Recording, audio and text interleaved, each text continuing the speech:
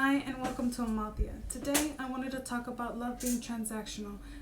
Today and age, I think you will see that a lot more in women and I think in men as well.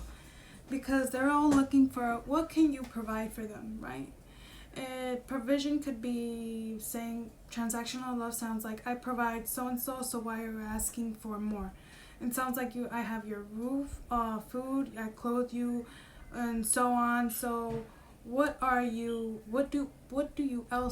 need, I don't vouch for transactional love as much as that builds security for some women, and they think they're getting in there for the right reasons for their children and so on. But I feel like you are living in the spirit of fear because you don't know what's gonna happen for you to already write it down in your story like it's already happening.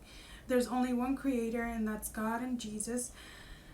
God and Jesus, which is the Heavenly Son. But point is that for you to write it off like it already happened. He did not give you the spirit of fear. He gave you the spirit of love. He gave you the spirit of strength. And we should all act like we're God's children and not being scared on what might happen or what might not happen. Because all you're doing is that your children are seeing that you're living in fear. So now they're going to try to live in that type of fear as well and look out for themselves with this type of transactional love. While they're inside, they're probably feeling really hollow. You're probably feeling really hollow inside. So, and I know that someone out there that's watching this probably had a mom, dad, grandmother, grandfather, or someone that was a complete role model to them on the way that they supported them, the way that they talked to them, the way that they loved them. And that was really an intimate act of love between you guys two. Wouldn't you want to pass that on with your children instead of fear of telling them, well, you need to do so and so better because women are not gonna want to be with you no more. You need to be rich in order for women to be with you, but they're not gonna be there for you because if you weren't rich, people don't give you the same status if they don't know that if you're rich or something. Like they treat you like shit. Wouldn't you want to be treated with love just because of the way that you are instead of transactional love? I would love that. So I think that we should all be authentic. I always vouch for it in my channel. Loving yourself in order for others to love you the way that you want to be loved, because what ends up happening when you don't love yourself, you get lost in the other person and you lose the person that you really are within. And as you're losing that, you feel like you're giving up so much of yourself, and when it's over, you don't want to let it go. And we don't want you to lose yourself.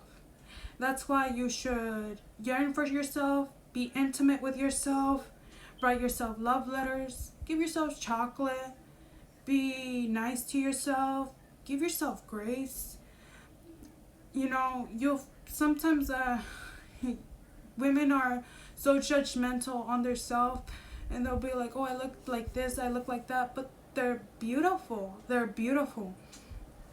And the fact that they look at themselves so low, it kind of shatters their beauty as well when you don't even have that type of confidence within yourself. So I would advise women, please be confident with yourself. Please love yourself. Be more kind and with a lot more grace. Give yourself grace. Be kind and loving to yourself, because you're never gonna look like the way that you do now. Yeah, that's what I would advise. I would also say that when Jesus died on the cross, he didn't wait around on the cross, like, okay guys, I'm not gonna get on that cross until I see you guys acting better, until I see my transaction being in return. No, that didn't happen. He didn't wait around for us to get better or to do what was right. He knowingly even knew that he had to get on that cross, that he had to die for us, and that he was willing to give his body, his sacrifice on that cross and die for us. And that's so beautiful, because when I think about him being on the cross and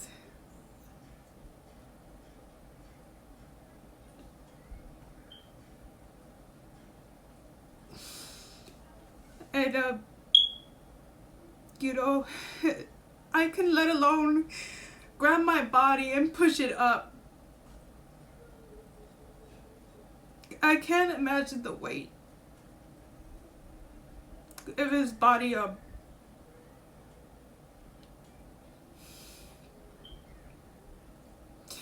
While the nails were pierced into his hands and feet, and they stuck spears, and then out of kindness, you would think they would give him water, but instead they gave him vinegar to drink with a sponge.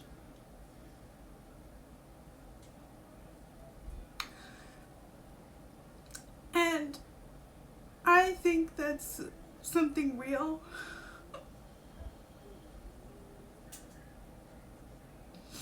That's real love. Intimacy isn't just sex. I'm sorry. It's eye contact. It's small notes. It's taking the time, not just giving things. Even the richest people lack intimacy. They go to their houses and they cry themselves to sleep because they feel hollow, like a scarecrow. Intimacy matters a lot, no matter what anyone says. Love is not transactional, but we're living in a world where love has become transactional, where we expect things from others. Life is not a guarantee. You don't know what might happen. That's why you should be grateful for everything. Be intimate with yourself, love yourself, be authentic with yourself, get to know yourself before ever starting a relationship. You know, that's what I vouch for. Don't base your love off of your family, your friends, or anyone. Love yourself. Yearn for yourself. Look at yourself in the mirror and say that you're beautiful. And hey, you are beautiful. There's only one person that's made to look like you. And if nobody's ever telling you that, let me tell you that. You're beautiful. You're gorgeous. You're handsome. If you are a man. You're everything. So, don't work in that energy of fear. Just in the love and light. And I hope that everyone is having a beautiful day. And I hope that you continue to have a great day. Not every day is going to feel happy. But when it's not, just try to be grateful for the little things that you can count on. And then maybe the next day won't be as bad. Well, bye!